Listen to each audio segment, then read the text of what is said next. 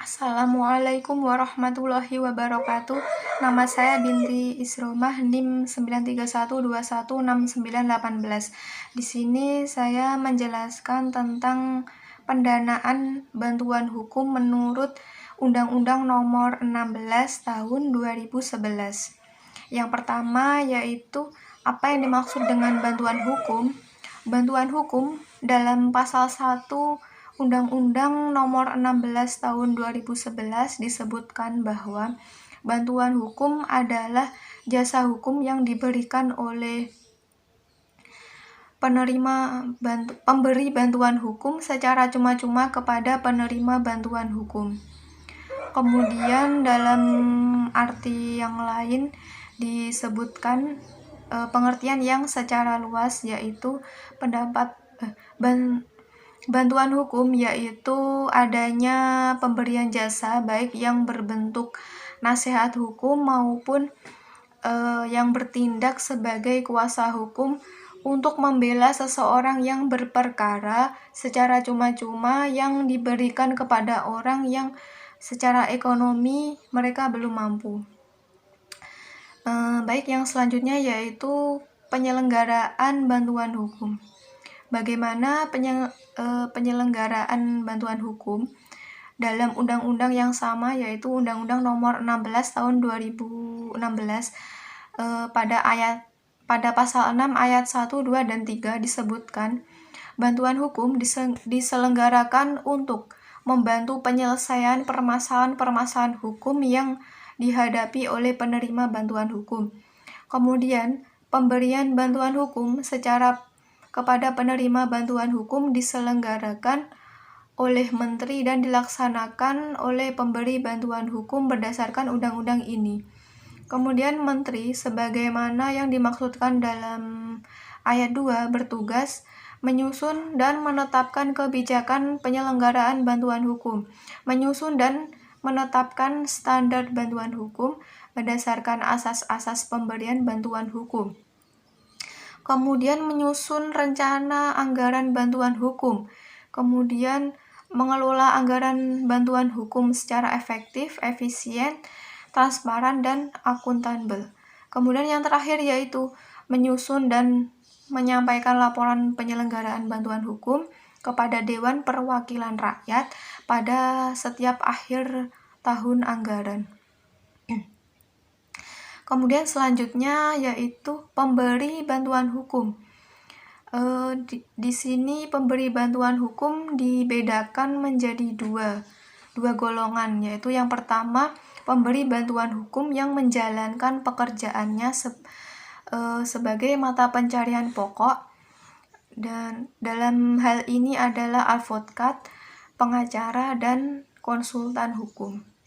Kemudian golongan yang kedua yaitu pemberi bantuan hukum yang menjalankan tugasnya tersebut secara cuma-cuma, yakni mereka yang dalam suatu waktu tertentu mereka memberikan bantuan hukum secara cuma-cuma, yaitu pegawai negeri sipil, dalam hal ini yaitu TNI.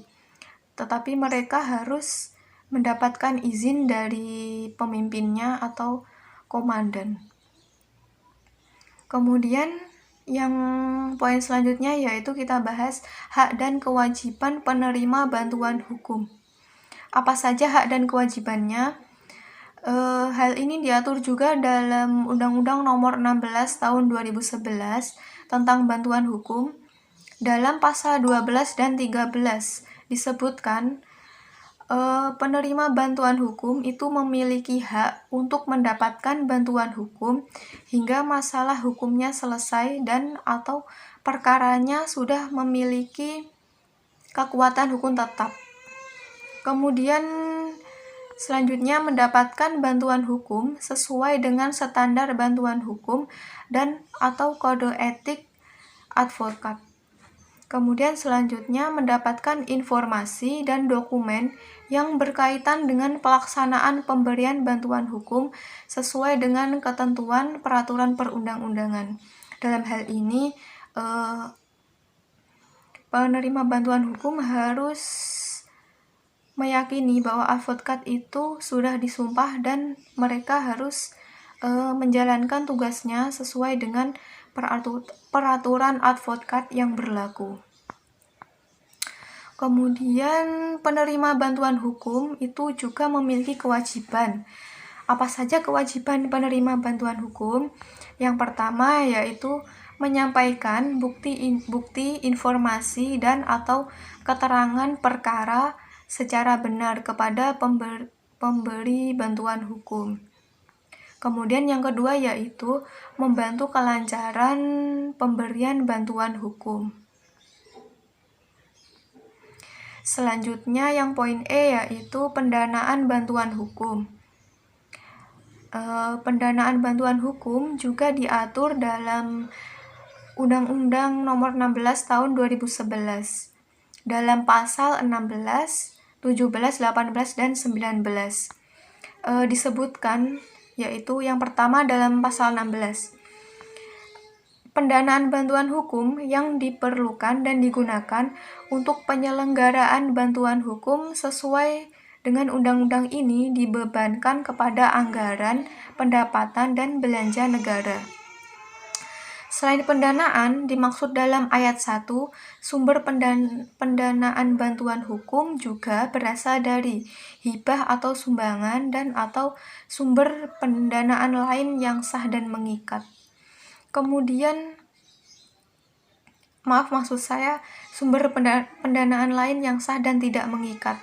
Kemudian dalam pasal 17 disebutkan bahwa pemerintah wajib mengalokasikan dana penyelenggaraan bantuan hukum dalam APBN. Kemudian pendanaan penyelenggaraan bantuan hukum sebagaimana dimaksudkan dalam ayat 1 dialokasikan pada anggaran kementerian penyelenggaraan urusan pemerintahan di bidang hukum dan asasi manusia.